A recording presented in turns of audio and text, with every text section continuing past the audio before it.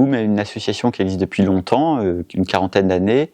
Le temps fort de l'association, c'est d'abord le festival BD Boom qui a lieu chaque année en novembre. Mais on a aussi la chance d'avoir cette structure pérenne qu'est la Maison de la BD, qui permet d'accueillir régulièrement des expositions tous les 3 mois. Voilà, ici vous êtes dans une des salles de l'exposition temporaire qui est consacrée à Picobog et à Nahana. Il y a une autre salle à côté. Mais c'est aussi un endroit où on a des lieux pour faire des ateliers pratiques, accueillir des scolaires, des classes de collège, d'école primaire, qui vont faire des ateliers d'initiation au scénario ou travailler sur les tablettes lumineuses. Voilà, c'est vraiment un endroit à la fois on peut pratiquer et découvrir la bande dessinée.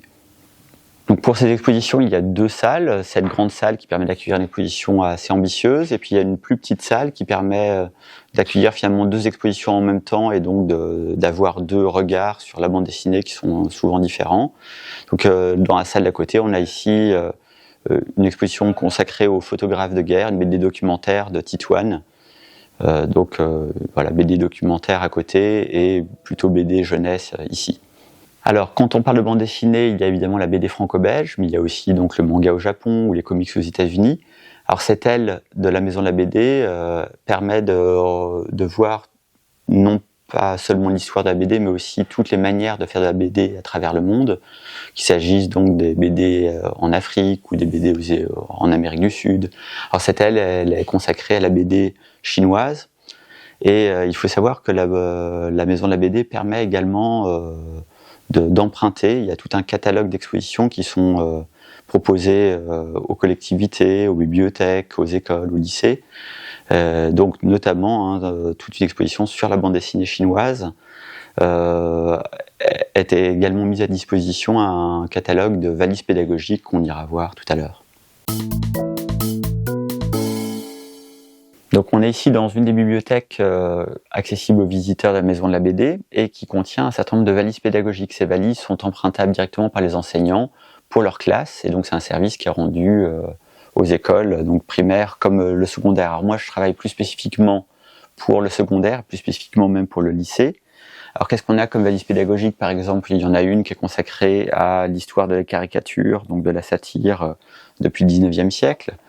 Où on a également plusieurs albums qui ont été choisis pour leur rapport aux thématiques écologiques.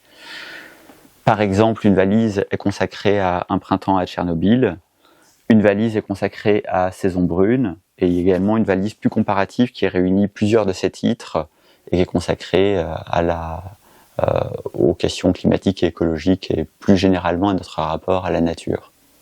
Dans Un printemps à Tchernobyl, l'auteur Emmanuel Lepage revient 22 ans après la catastrophe sur les lieux pour essayer de voir quelle mémoire il reste, quelle trace il reste de la radioactivité.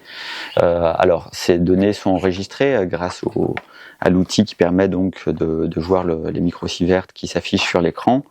Mais donc un des enjeux de l'album, c'est aussi de voir comment représenter ce qui n'est pas représentable et donner une forme parfois artistique à l'invisible.